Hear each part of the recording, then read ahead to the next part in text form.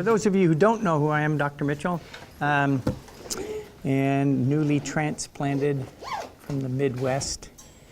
And I was thinking about this evening, knowing that the greater portion of you are sleep deprived.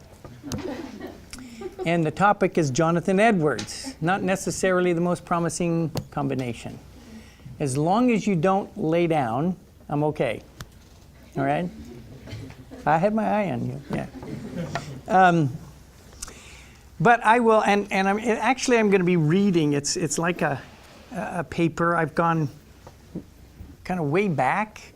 The lecture, I need to do something on, one of the books, part of the curriculum, and Jonathan Edwards was read in not too long ago by seniors. And I don't think there's anybody on Torrey staff who can actually talk on Edwards. I did my doctoral dissertation on Edwards, and actually a Scottish connection. That could be dangerous as well. So I thought what I would try to do is bring a dimension of Edwards that most people aren't even aware of, and that is his relationship with a group of Scottish evangelical ministers in the 18th century, who became, as I'm going to try to argue and demonstrate, some of his closest friends without ever having crossed the Atlantic. It's a side of Edwards that I think humanizes him, shows him in ways in which he's typically, he's stereotyped in certain ways. And so, just a little context. When the revivals, those of you who aren't familiar, I'll back up. First, to just sort of, and I use this in the Edwards sessions, just to give you a sense of the caliber of person Edwards was and the way people consider him, both in the secular and religious context, even to this day. I mean, Yale University is putting together complete works, so I maybe even be close to being done. If they did everything, you're looking at close to 50 volumes. And the guy lived only about 55 years.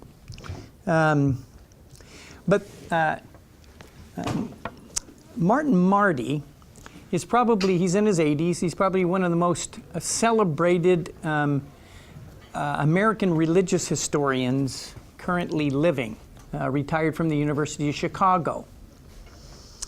And he's telling this story, he's introducing a session in which he's presiding over the American Academy of Religion, okay, which is,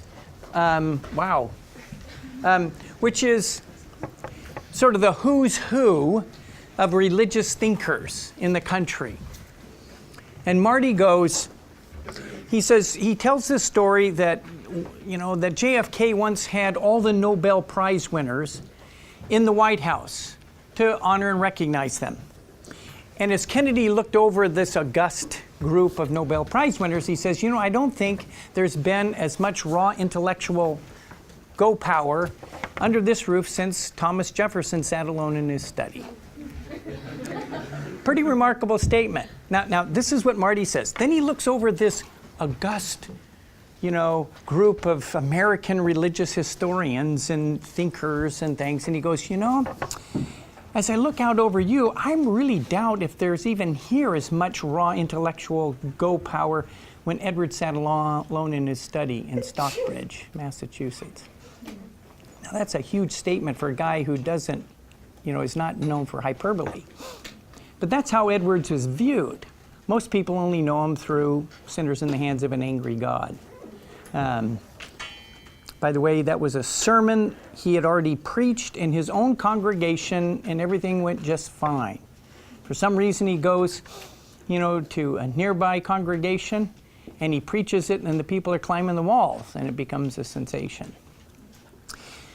Now, what happened is in 1735, and then again in 1740, through a lot of the engineering of Edwards, some remarkable revivals took place in New England. And they inspired movements across the Atlantic in England and in Scotland and in Wales. And it really took off in 1942 in a place called Cambuslang in Scotland under William Mcculloch, pastor whom we'll talk about. And so what happened in New England and these revivals is what began to make this American-Scottish connection. Now at the center of Edward's connection, and by the way, this is it's not a theological paper, it's a historical paper in nature, okay? So at the center of Edward's connection with these Scottish ministers was a quest that revolved around their mutual love and pursuit of true religion, and that was a sort of a moniker at this period in the 18th century, and their inexhaustible efforts at reestablishing the integrity of its Calvinist and evangelical character. Scotland was defined by Calvinism at this point. Now, this spiritual quest which they shared forged a strong ideological bridge that allowed the transit of Edward's concerns to Scotland and for those concerns to emerge in something of real consequence. In Edwards, these Scottish ministers found a Calvinist divine of superior rank and genius and unquestionable evangelical piety, and one who could argue their case against the intellectual forces of the day with unequal command and in a way that was well adapted to the Scottish context. I mean, they were one of the first ones to really recognize what Edwards was doing. So without ever crossing the Atlantic, Edwards became one of their chief advocates by producing the most enlightened, most articulate, an influential presentation and defense of revivalism and evangelical Calvinism published in the 18th century. In fact, what he did was he actually harnessed Enlightenment nomenclature, that is language and concepts, and brought them to bear upon religion.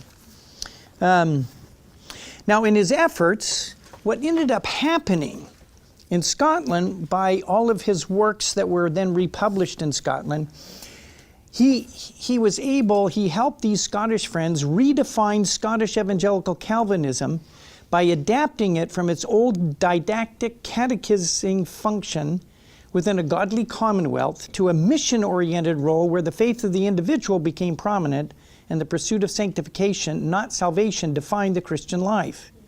And one of the most far-reaching results of this shift was the growth of modern missions. And there's a direct link I discovered between Edwards, a guy named Andrew Fuller, and William Carey, who is one of the fathers of modern missions. Now, up to this point, Scotland looked at itself as a nation sort of uniquely blessed by God, almost in the role of Israel, this godly commonwealth. And at this point, their theological position made them constantly absorbed, preoccupied with their own salvation. Are they in a state of saving faith? What Edwards' works did was help them, in a sense, come to a better understanding of that so then they can begin to turn away from self and begin to look outward. So now they're not thinking so much about their salvation, but they're thinking about mission. That was one of the great things Edwards did for them. Now, I'm not going to be talking about that tonight. It's a big subject. What I'm going to do is talk about the reverse influence, what these Scottish ministers did for Edwards. And it's a story that hardly anybody knows. In fact, it's one I just sort of just fell upon as I was going through this.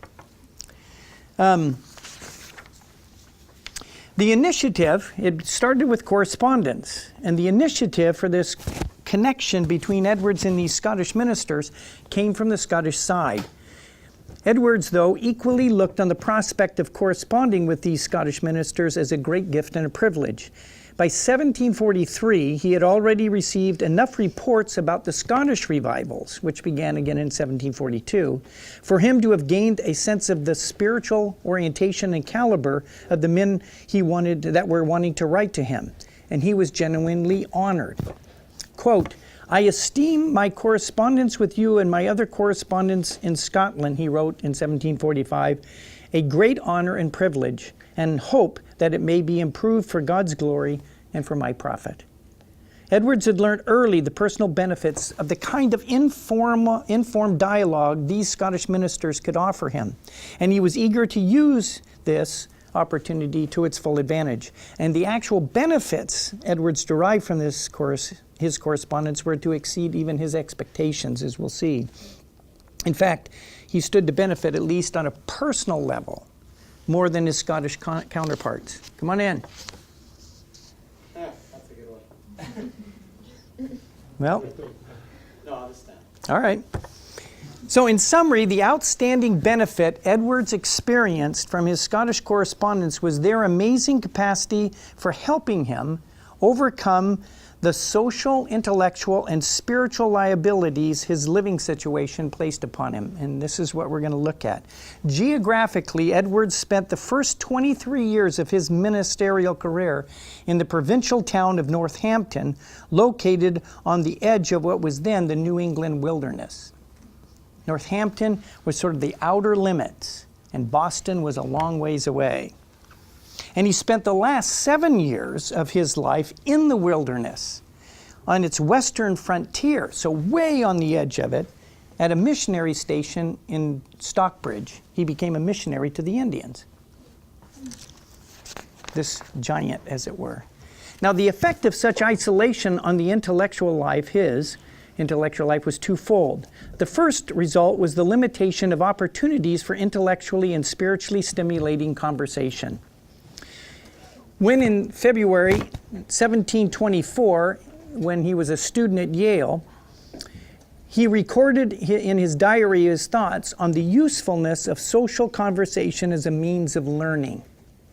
Social interaction, dialogue. And he was at that point enjoying one of the rare times in his life where his living situation afforded him such an environment. I mean, he just thrived in that. But unlike Yale, Northampton did not hold the same social and intellectual stimulation for Edwards. Much of what New England had to offer him in this way lay far to the east in the vicinity of Boston.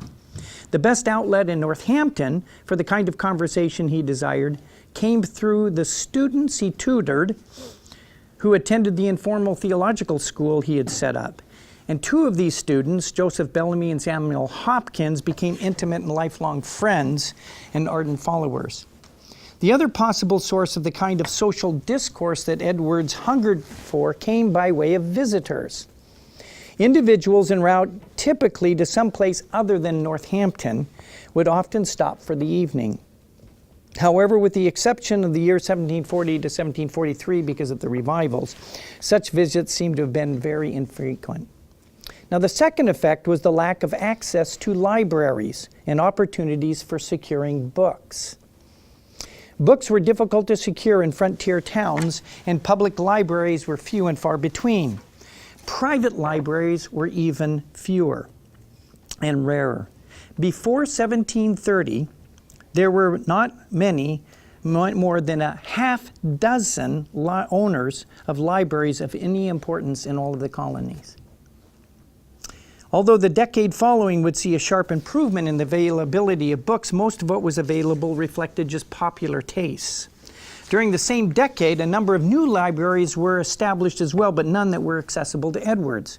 And the typical means of securing suitable books used by frontier ministers was borrowing and swapping among themselves. In addition to the liabilities of his geographical location, Edwards' social isolation was compounded by a growing alienation between himself and his congregation that began to surface not long after his Scottish correspondence commenced in about 1742, early 1743.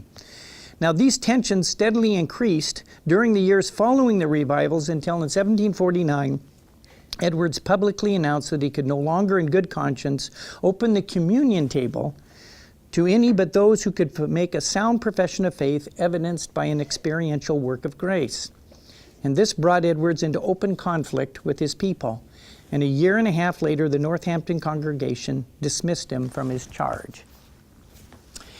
Now, if during the years of Edwards' Scottish correspondence, Northampton increasingly offered him much less of the kind of learned discourse he expressed a desire for in that diary entry in 1724 when he was at Yale, his move to Stockbridge in 1751 served to exaggerate his social and intellectual isolation.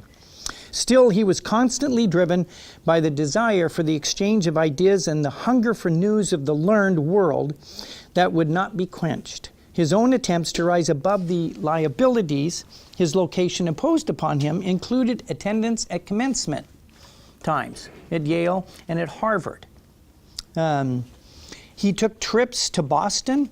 He was present at ministers' conventions. And most importantly, he continued his association with Bellamy and Hopkins and with students that attended his school. Yet as helpful as these occasions and contexts may have been, with the exception of his students at Northampton and Hopkins, during Edward's Stockbridge years, they were relatively infrequent. He was just really isolated. Furthermore, they were often limited to provincial concerns and lacked the intimacy of real friendship. Now, the exchange of letters between Edwards and his Scottish correspondents, on the other hand, were generally frequent, filled with local, regional, and international religious and political news, and were characterized by an intimacy unique to much of the corpus of Edwards' correspondence.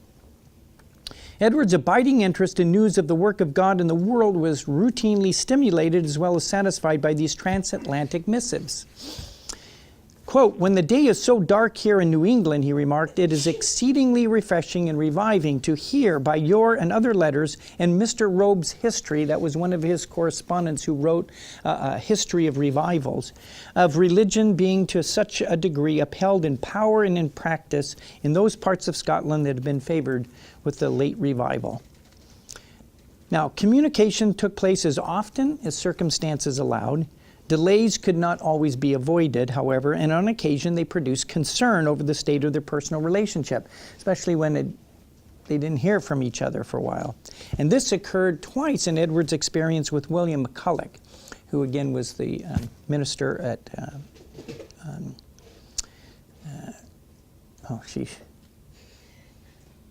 I'll get there.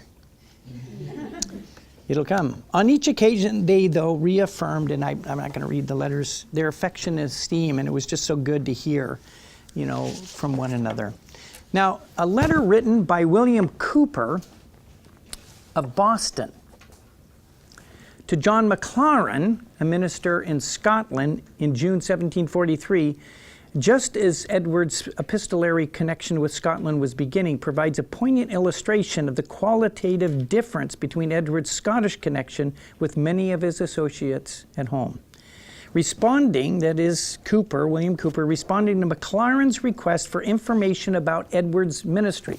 So Mclaren in Glasgow is writing to William Cooper in Boston, a very prominent minister, saying, "Tell us more about Edward's ministry."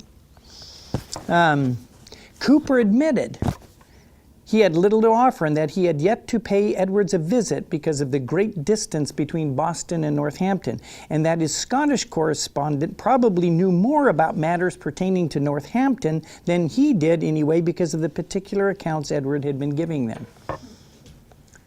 So you see a different quality here. Edward's isolation was real, and the spiritual and intellectual camaraderie offered by his Scottish correspondence was viewed by him not as a luxury, but rather as the means of meeting a fundamental need in his life and ministry. Now, it took approximately 3 years before Edward's Scottish epistolary network was complete. It started, as we'll see, with John Mclaren. And with one exception, the initiative in each case came from the Scottish side. And the first was John Mclaren. He was the catalyst. He was a minister of Ramshorn, Glasgow. He was 10 years older than Edwards. And he initiated this epistolary connection either in the spring of 1743 or sometime before. And he was the main instrument in bringing other people into this network. He was nearer Edwards equal intellectually and theologically than most of the ones he corresponded with, and he shared the same passion for the advancement of true religion in the world. Thus, it's not surprising that Mclaren would want to initiate this correspondence. By 1743, he would have had the opportunity to read enough of Edward's work to recognize that Edward shared a common theological vision and articulated it in a manner very much like himself. Like Edwards, Mclaren functioned theologically on a level above most of his contemporaries. Mclaren was just brilliant. And like Edwards, actually was able to harness this Enlightenment nomenclature for the purposes of religion. In fact, Mclaren resembled Edwards in many respects. They combined in an unusual way for the time the strains of an evangelist and an apologist, and they were profound thinkers and gospel preachers. In fact, one of the most profound sermons I've ever read was by John Mclaren.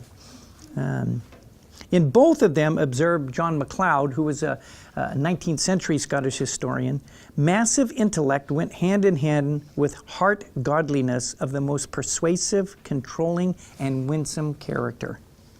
Like his fellow revivalists, Mclaren defended Edwards' interpretation of the revivals both against attacks brought against it in Scotland and in New England. So in this context, what begins to happen is in 1734-35, this revival breaks out in Northampton and locations around it. And it was accompanied by what would be called enthusiastic sort of displays. And enthusiasm in the 18th century was a nasty word. If somebody called you an enthusiast, it's like calling you a four-letter word, in a sense. And you really don't want to be a political enthusiast, and especially not a religious enthusiast. So they were discounting that this was any work of God. It was just heated emotion and people getting all jazzed up. In Edwards, the first thing was a faithful narrative, which he writes in defense of it. He writes then a second work called The Distinguishing Marks of a Work of the Spirit of God. And he put 5 positive marks that say this is a work of God. Then after that, he wrote another one, and each one got bigger and bigger. This one is called Some Thoughts on the Present Revival. Now, in the reader that you will be reading, and some have already read it, you just get excerpts from these things, or just certain passages. And then finally, after the revivals in 1746, he writes his big treatise, Religious Affections, in which he brings it all together. So this is, and people are attacking both on the UK side as well as New England. And Edwards is the champion. Edwards is the one being looked to by both, not just Calvinists, but Arminian. In fact, Wesley is publishing Edwards' works as quickly as anybody in Scotland. The only thing he's doing is excising all the Calvinistic stuff that he found offensive. But most of it, he's producing, because nobody was writing like Edwards and with such persuasion. Now, the only surviving piece of correspondence between Edwards and Mclaren that is verifiable is an extract of a letter from Edwards dated August 10th, 1743, and it was published in a Boston-based periodical called The Christian History.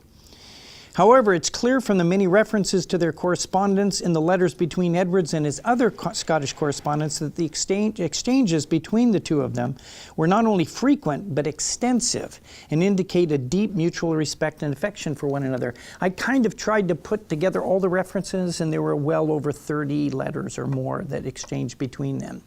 Now, that's a lot when you think about how long it took to get a letter across the Atlantic and do something and bring it back again. Now, part of Mclaren's design for Edwards' letters was to distribute them to other interested parties. Now, what's going on here? And it was really interesting. It's sort of like 18th century Facebook. Or meaning. So what would happen is Edwards would write these long letters.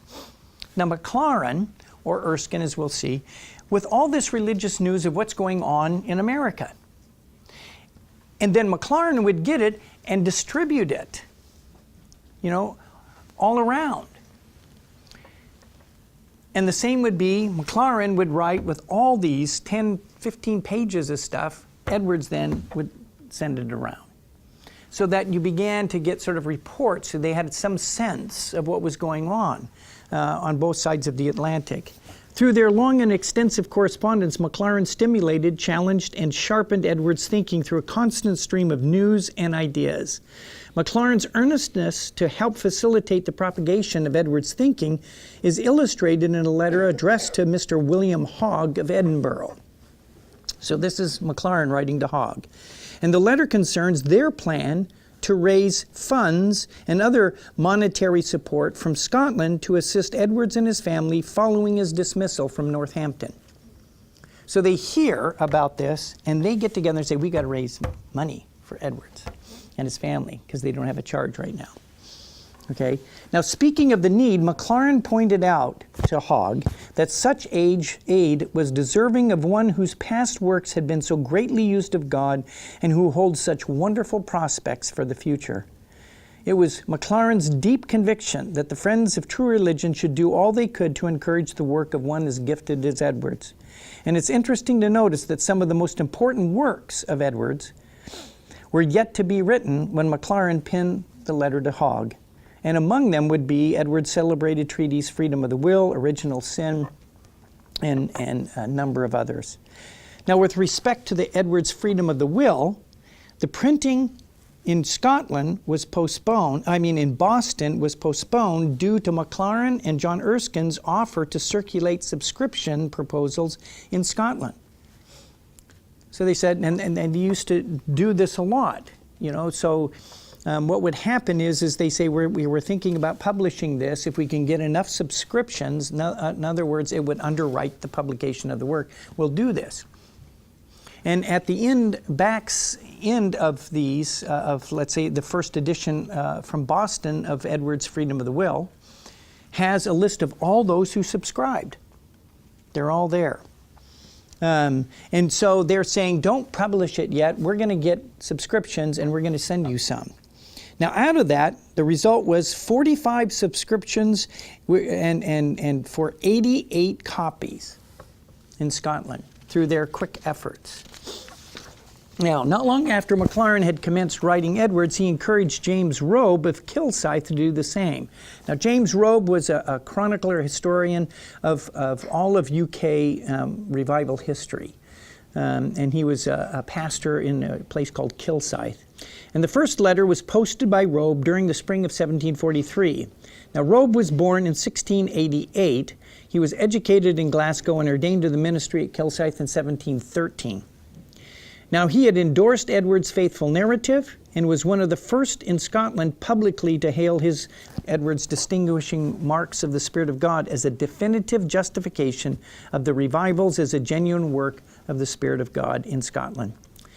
By utilizing the morphology of conversion presented in the former work, that is a faithful narrative, and the principles of experimental religion set forth in distinguishing marks, he used it to manage the revival of Kilsyth and to construct his own revival history. And by this, Robe gave wide distribution to Edwards' ideas. So what's happening is they are bringing these ideas and then they distribute them out. He also managed to keep many of Edwards' thoughts alive through his religious periodical, the Christian Monthly History, which he published from 1743 to 1745. And he filled its pages with the themes of true religion, its progress, and he reprinted the letters from Edwards and excerpts from the faithful narrative. So these letters that Edwards is sending to these other guys, he's printing these letters in this Christian Monthly History. Now, Robe's industrious and methodical temperament richly served Edwards' hunger for religious news, as Robe would send him report after report on Scottish and English religious events. First to Northampton, and then when he moved to Stockbridge, he continued to do it. Now, in addition to having benefited from Edwards' revival work, Robe also spilled more ink in defense of Edwards' understanding of the revivals than anybody else. He wrote some pretty blistering sorts of defenses in Scotland on Edwards' work. Now, William Mcculloch, whom of Cambuslang, see, I knew it'd come back to me, was the third in this link in the epistolary chain. Now, Mclaren had informed Edwards that Mcculloch had intended to send a letter to him with his and Robe's, but for some reason, Mcculloch didn't do it. So this is in the one case in which Edwards initiated. Hearing this, Edwards promptly took the initiative, penned a letter to Mcculloch on May 12, 1743. Now, Mcculloch was ordained in 1731, and he was kind of a melancholy sort of temperament.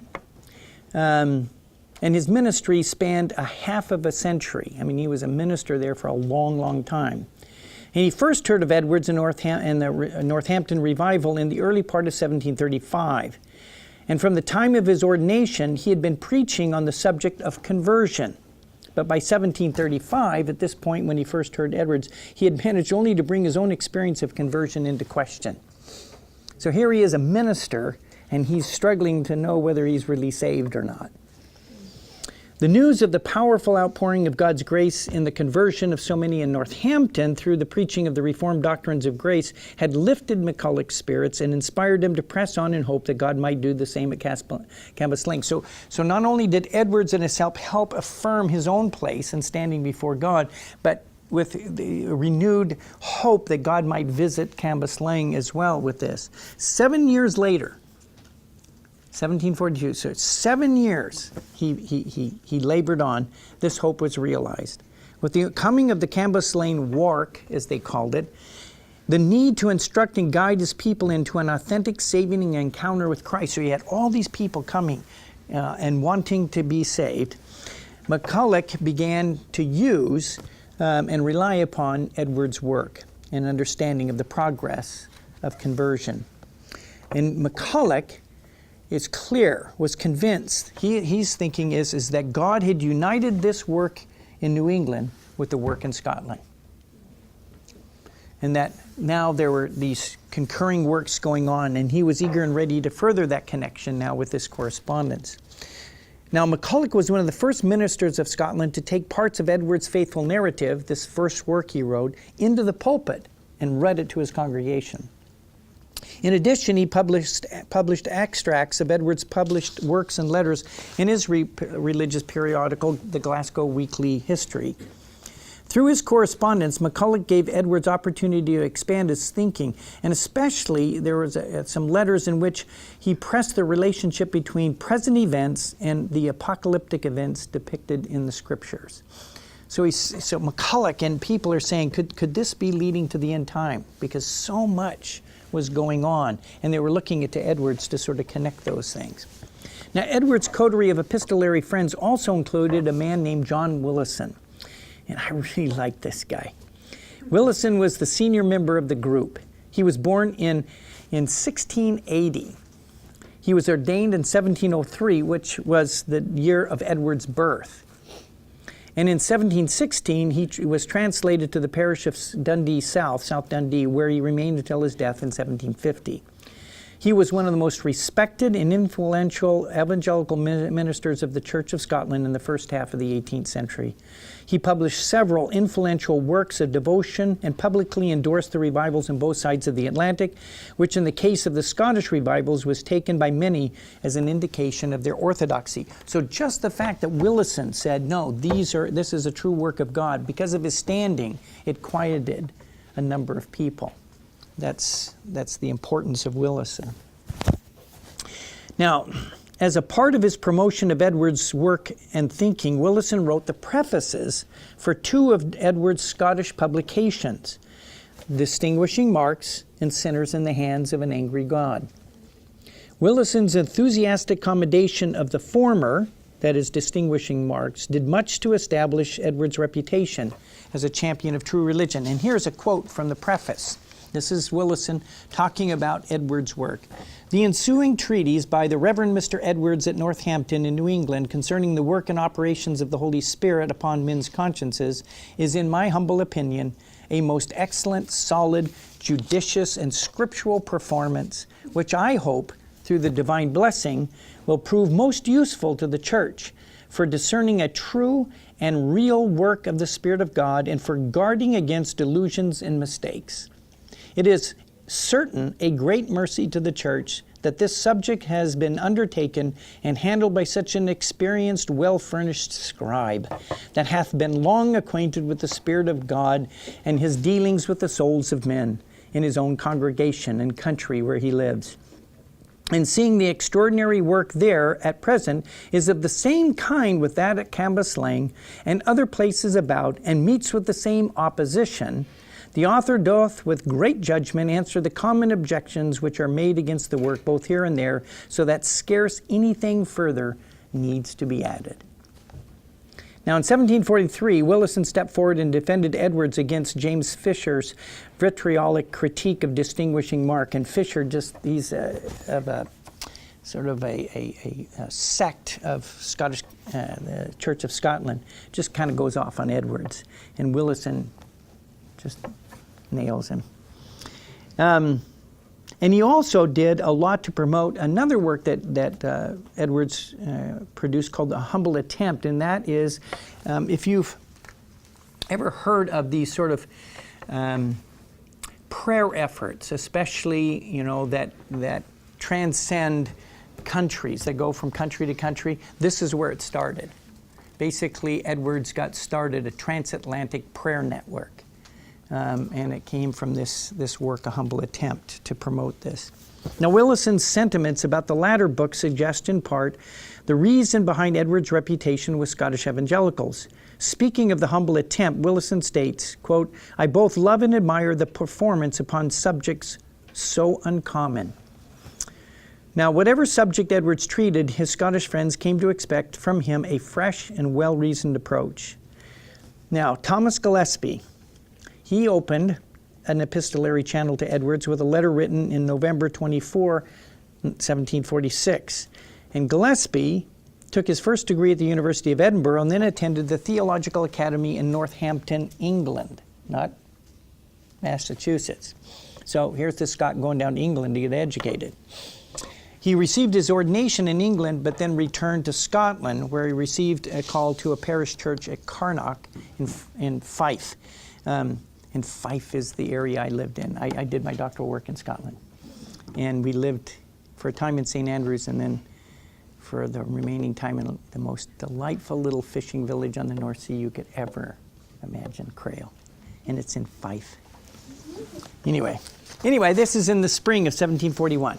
He was deposed from his charge in 1752 by a decision of the General Assembly, and subsequently co-founded the Relief Church in 1761. He was close friends with James Robe, and he assisted with the revival in Kilsyth when it broke out there in 1742. Now, like the others, Gillespie had read closely Edwards' published work and found himself in essential agreement with him. He had especially benefited from Edwards' work, Some Thoughts. I was just about to say Lewis. And I got it. And at the time he wrote his first letter, he had already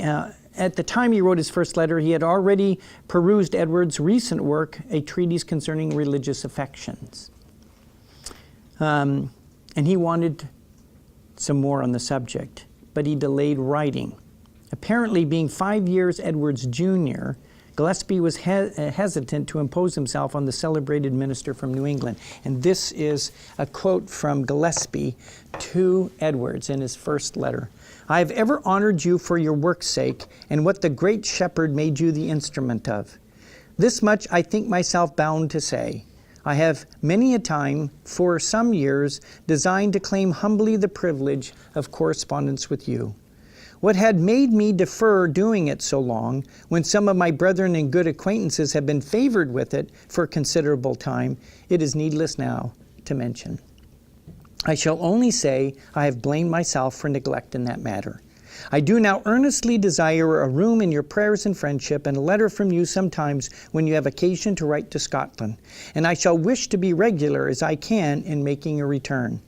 With your permissions, I propose to trouble you now and then with the proposal of doubts and difficulties that I meet with and I'm exercised by. And as for other reasons, so because some solutions in the two mentioned performances, distinguishing marks and Some Thoughts, were peculiarly agreeable to me, all the apology I make for using such freedom, though altogether unacquainted, is that you will find from the short attestation in Mr. Robe's narrative, I am no enemy to you or to the work you have been engaged in which you have defended in a way I could not but much approve of." So that's how he gets started with Edwards. Now, Gillespie, as much as anyone, believed Edwards was uniquely gifted and called by God to write on the most pressing religious issues of the day. In his first letter to Edwards, he strongly encouraged Edwards to write more fully on the subject of supposed immediate revelations of facts and future events, which Edwards had touched on first in The Faithful Narrative, a treatise, and then treated at more length in Distinguishing Marks, Some Thoughts, and eventually in Religious Affections. And this idea of immediate revelation of facts and future events, in this the hubbub of revivals, people were saying they were receiving immediate revelations from God and such things. And so, and this was going on as well in Scotland, and it created real difficulty trying to discern, okay, is this really from God or not, and how do we do it? And so, he's saying, I think you need to write more on this. We need more help on this.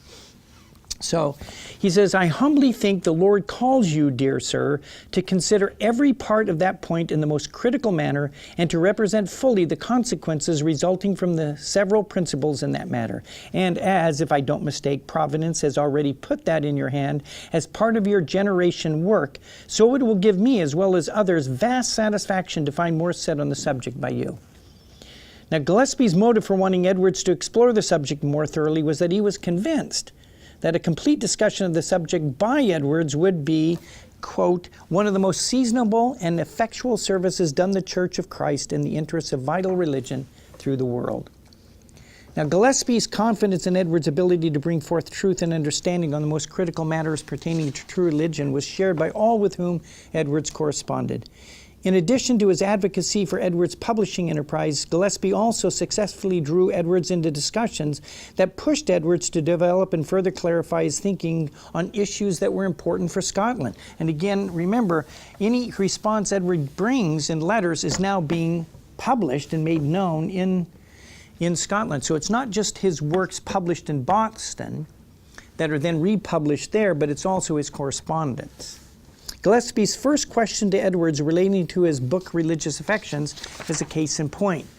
Gillespie perceived that Edwards' argument that, now, see if you can follow this, that confident believing and trusting in God is impossible without spiritual light or sight, was open to misrepresentation not only to his friends, but especially by the seceders in Scotland. That was this sect in the Church of Scotland.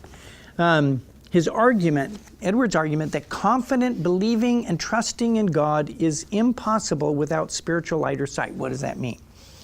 I expect a mighty clamor, remarked Gillespie, if the book shall fall into their hands, that is, these opponents. Consequently, he pressed Edwards on 2 different occasions to clarify his thinking on the subject. Now finally, the last one, John Erskine, was the last to join the circle of Scottish ministers with whom Edwards corresponded on a regular basis. From the account provided us by Erskine's biographer, Sir Henry Moncrieff Wellwood, it appears that Erskine first contacted Edwards near the end of 1746. So Religious Affections had been published. Some other works, though, of course, had been published in Scotland before. Now Erskine, who was probably the most prominent evangelical minister of the latter half of the 18th century, he started in Kirkintilloch, moved to Culross, translated to New Greyfriars in Edinburgh, and then Old Greyfriars in Edinburgh. Did you ever see the movie Greyfriars, Bobby? You're too young. Oh, young. Okay. Oh, it's great. Anyway, there's an actual statue of Greyfriars the dog outside of the graveyard in Edinburgh. You can go and see it. Anyway. He was one of the leaders of the evangelical party in the Church of Scotland in the second half, and he was instrumental in its rise in influence at the beginning of the 19th century. He was a student at the University of Edinburgh, and there he zealously, as a student, defended the revivals. In 1745, he published 3 sermons under the title, The People of God Considered as All Righteous, with a preface in which he acknowledged his indebtedness to Jonathan Edwards' Discourses on Important Subjects, a collection of works that had been reprinted in Scotland by that time. The impression made by this collection of sermons, especially Edwards' Justification by Faith Alone, was the beginning of Edwards' theological influence on Erskine. Throughout the remaining years of Erskine's life, he would expend time, money, and much energy promoting and even publishing Edwards' works. And what you'll see is some of Edwards' works were published for the first time not in New England, but in Scotland. And that's because of this guy. Although the youngest of all of Edwards' correspondents, none labored longer or more diligently on Edwards' behalf than Erskine.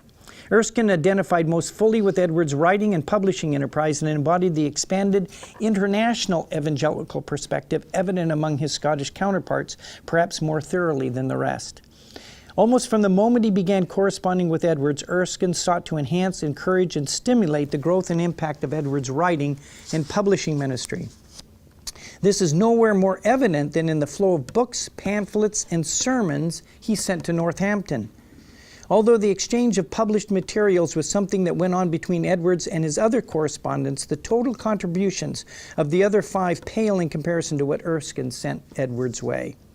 Like others, Erskine believed that it was part of the generation work of Edwards to write on the most pressing theological questions of the day, and one of the ways he demonstrated this conviction was his habit of sending Edwards whatever books and pamphlets he thought would be useful for Edwards. In just 14 surviving letters between them, Edwards acknowledged receiving no less than 54 separate titles and at least 14 other books not specified, numerous sermons and pamphlets, and 3 entire packets of books and pamphlets that he failed to itemize.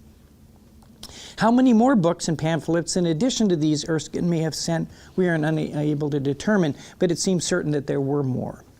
Now, in his first letter to Erskine, Edwards mentioned his plan to write a comprehensive refutation of Arminianism.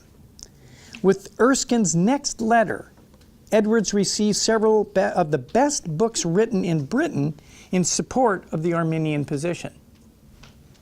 Among them were John Taylor's Scripture Doctrine of Original Sin and a keynote to the Apostolic Writings and his paraphrase with the notes on the Epistle to the Romans. Edwards was particularly grateful for the paraphrase which he had not heard of. He remarked that if he had known of it, he would not have been easy until he had seen it. The paraphrase would supply Edwards with the scriptural arguments behind Taylor's position, which he later used in his work on the subjects of freedom of the will and original sin. So what you see here is that Erskine says, okay, I'm thinking about writing this refutation. Erskine goes, oh, okay, let's get this man what he needs. He needs not only what's going on there, but on this side of the continent, of the pond as well. And he sends him these books. On July 7th, 1752, Edwards wrote to Erskine, I wish I could see a history of enthusiasm.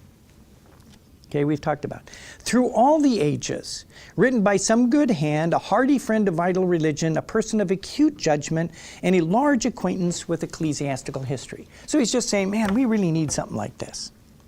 Such a history, Edwards went on to say, well written, might doubtless be exceedingly useful and instructive and a great benefit to the Church of God, especially if there were united with it a proper account of the history of true religion. Soon after, Erskine sent Edwards 2 batches of pamphlets on the subject.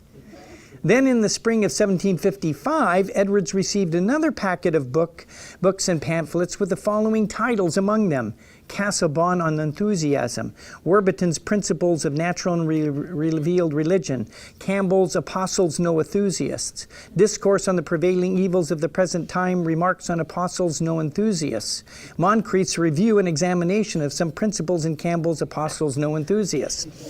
None of these fit the description of what Edwards was looking for, but it may have been that Erskine had it in mind to supply Edwards with the needed resources so that he could write the desired work on enthusiasm himself. Now, Edwards did fit his own description of the sort of person to do it, with the possible exception of well acquainted with ecclesiastical history, though he did write deliver a large series of sermons, which was eventually entitled The Work of the History of Redemption, that actually Erskine published in Scotland for the first time. And shows that he has some sense of church history. Now, what Erskine's contribution meant to Edwards becomes even more apparent when comparing it with the total contents of Edwards' personal library. Now, this is the one thing you can do theological research and work, and there's historical, and this was really fun, tracking this stuff down. That is Edwards' personal library. We know that by 1753, just 5 years before his death, Edwards possessed 300 volumes and 536 pamphlets, which according to the standards of the day was unusually large for a personal library. Given what we do know Erskine sent and the fact that this does not represent everything, it is possible that Erskine's contribution may have accounted for nearly a third of Edwards' library. That's huge. The importance of Erskine's contribution was that it allowed Edwards to bring to his thinking and writing a thoroughness of research, a depth of historical and contemporary understanding, and an international perspective almost unheard of among New England clergy. Edwards' literary acquaintance, concluded Thomas Johnson, a historian, would have been unusual for any colonial minister. It was phenomenal for a provincial one. What is obvious now is that behind the reality of this tribute lies Edward's Scottish connection and most prominently, John Erskine. Now, see, the case here is you got this guy who's brilliant, but he's isolated. And much of this isolation was overcome because these guys in Scotland. And it's really an uncanny and unusual sort of, there's really not much like it in 18th century, in terms of relationships. Now, Erskine's efforts were not limited to the sending of books. He also possessed a wealth of religious and intellectual knowledge that Edwards greatly desired. He had a facility in Latin, Greek, Hebrew, and then later in French, Dutch, and German that opened for Erskine numerous avenues of information otherwise closed to the vast majority of evangelical ministers. And he maintained literary correspondence with men in Holland and Germany, read foreign literary journals, and kept abreast of books published abroad. Few in the Church of Scotland were better acquainted with the state of learning, religion, and morals on the continent, and whatever he thought was useful he passed on through private correspondence, much of this to Edwards. Edwards' connection with such a man was nothing less than an intellectual windfall, and he immediately recognized it to be the case and was anxious to receive as much as Erskine was prepared to share. In October 1748, he writes and expresses his heartfelt thanks for the book, sermon sent, and then went on to say, and here's a quote, "I hope, dear sir, you will continue still to give me particular information of things that appear relative to the state of Zion and the interests of religion in Great Britain or other parts of Europe. In so doing, you will not only inform me, but I shall industriously communicate any important information of that kind and spread them amongst God's people in this part of the world, and shall endeavor to my utmost to make such an use of them as shall tend most to promote the interests of religion. And among other things, I should be glad to be informed of any books that come out remarkably tending either to the illustration or defense of that truth, or the promoting the power of godliness, or in any respect, but in a peculiar way, tending to advance true religion." Now, in addition to feeding Edward's mind, Erskine also actively sought to promote Edward's works among his fellow Scots. For example, as observed earlier with the aid of Mclaren, he procured 45 Scottish subscriptions for 88 copies of the first edition of Edward's Freedom of the Will, published in Boston in 1754. But Erskine's esteem for Edwards inspired him to even greater efforts. Writing to Mcculloch a few months after Edward's death in 1758, he confessed, quote, "I do not think our age has produced a divine of equal genius or judgment," end quote. Now, the real significance of this statement is revealed in Erskine's tireless engineering of the publication of hitherto unpublished manuscripts of Edwards following his death. And he did this through the cooperation of Edward's son, the Reverend Jonathan Edwards Jr., who also became a minister. And the result was the publication in Edinburgh in 1774 of the series of sermons I've just alluded to, entitled A History of the Work of Redemption. Then followed in 1793 miscellaneous observations on theological subjects, important theological subjects. In 1796, remarks on important theological controversies. Without Erskine, these would have never been published, and they were done not in New England, but in Scotland. And these were some of the most important works of Edwards published posthumously, and it was Erskine that saw them through the press. Now, like the others, Erskine offered Edwards friendship as well. In these 6 Scottish ministers, Edwards found the intimacy, encouragement, comfort, trust, and loyalty that was all too rare in New England. The well-worn idea, kindred spirit, seems to describe Edwards' Scottish epistolary connection particularly well. At no time was this more evident than at the time of Edward's dismissal from Northampton in the summer of 1750. At that time, he had 10 children and had no prospects of resettlement. Nearly a year went by before he settled in Stockbridge, an Indian mission station located on the western frontier of Massachusetts. Now, during the interim, Edwards and his family were kept afloat through some preaching he was able to secure and through generous gifts and efforts of their friends, and most remarkably by those in Scotland. The initial response from Edward's Scottish correspondents to the news of his dismissal was an outpouring of comfort. Letters of sympathy and encouragement were sent by each one of his correspondents, with the exception of Willison, who had died just 2 months before. Gillespie's response in particular is noteworthy. Writing in reply to Gillespie's letter, Edwards began by acknowledging Gillespie's most kind, affectionate, comfortable, and profitable letter of February 2nd, 1751. "I thank you, sir," said Edwards to Gillespie, "for your sympathy with me under my troubles, so amply testified, and the many suitable and proper considerations you suggest to me for my comfort and my improvement. May God enable me to make a right improvement of them."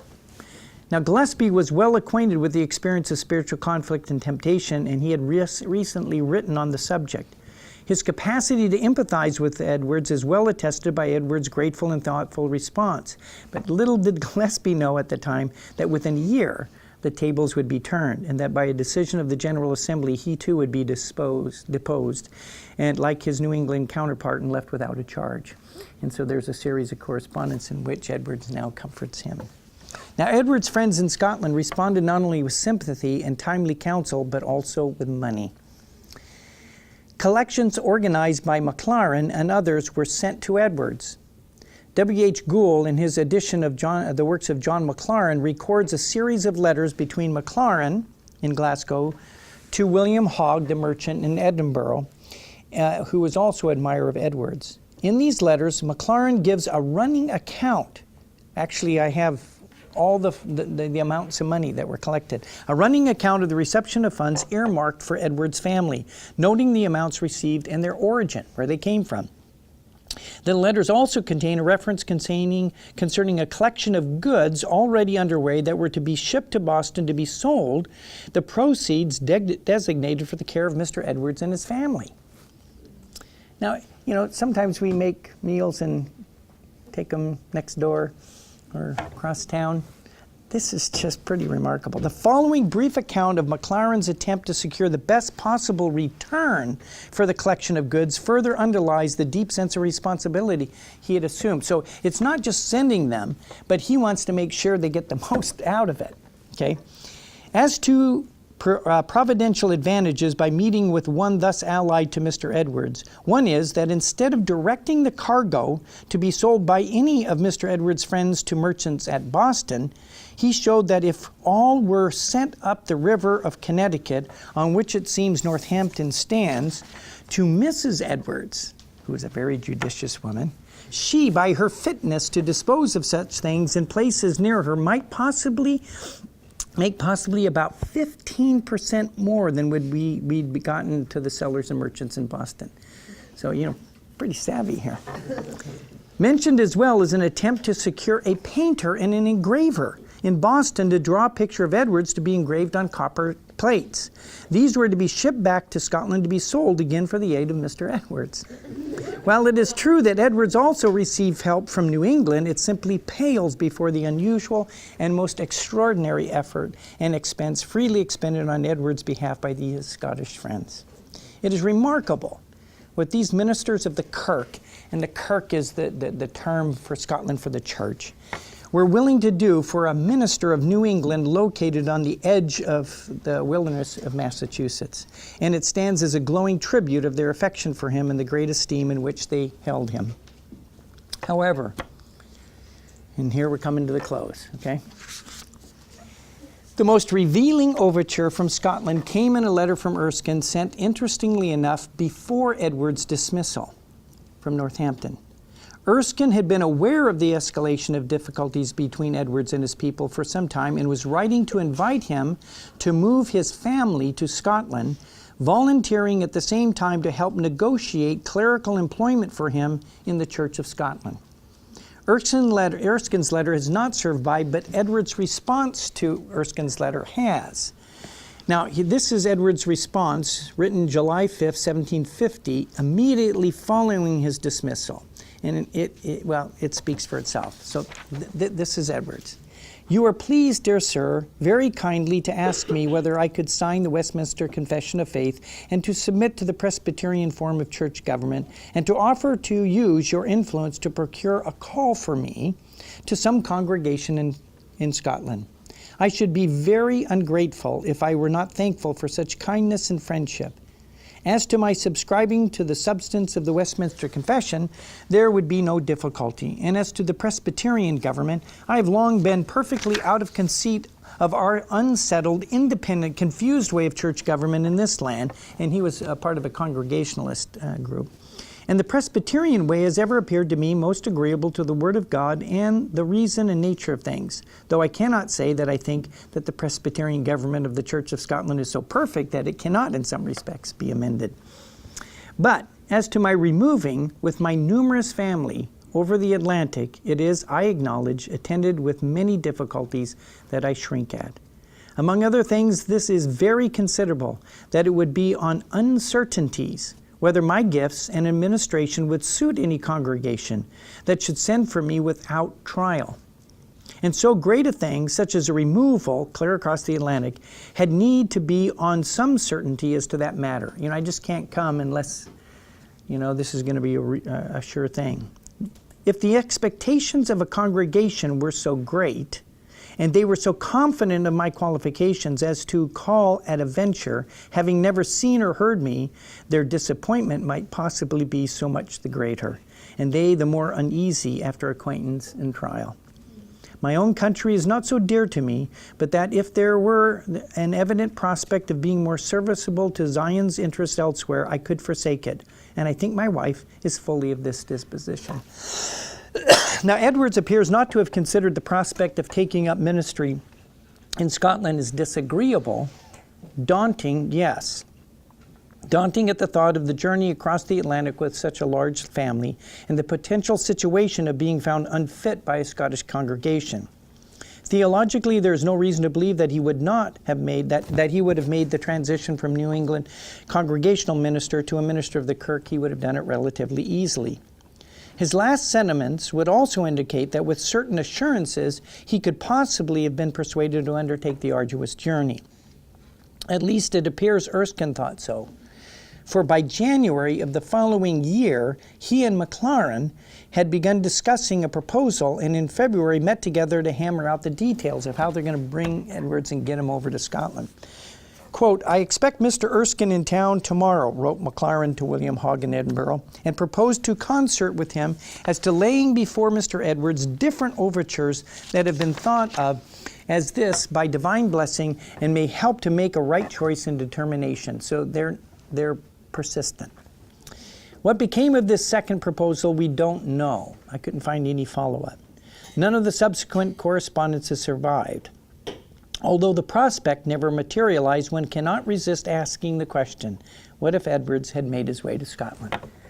And what you may not know is that he died from a smallpox inoculation. He was a real believer in science, and in fact, most American intellectual historians believe his life was wasted in religion. He should have become a scientist. He would have really done great things.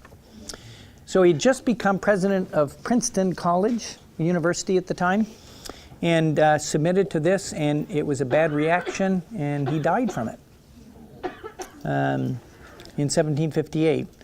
But one wonders what would have happened. It is a question that Erskine and Mclaren pondered long in their willingness and eagerness to bring him to Scotland. Now, in conclusion, the contribution to Edwards' thinking, writing, and spiritual well-being by his Scottish correspondence are difficult to overestimate. Many of the books which figured into the later works of Edwards would have been extremely difficult, if not impossible, for him to have acquired without the contributions, particularly from Erskine. Further, given Edwards' location on the edge of the New England wilderness for much of his career, and in the wilderness the last several years of his life, the spiritual and intellectual fare his Scottish friends provided him kept his mind and heart healthy, fertile, lively, and on the cutting edge of the intellectual and religious currents of the day. Speaking of Edwards' isolation, contemporary historian Dwight observed that he was with no libraries to explore and with no men of eminence with whose minds he could come into daily contact. How much more exaggerated would Edward's isolation have been without the likes of Erskine and company. Looking at Edward's Scottish connection from the angle this paper is sought to provide, it is evident that the epistolary link opened a new chapter in Edward's life, bringing unanticipated benefits that enhanced his ministry and mine. Through their many exchanges, these 6 Scottish ministers became some of Edward's closest and most loyal friends, his most ardent supporters, and some of the most important contributors to the life of his mind during the remaining years of his life.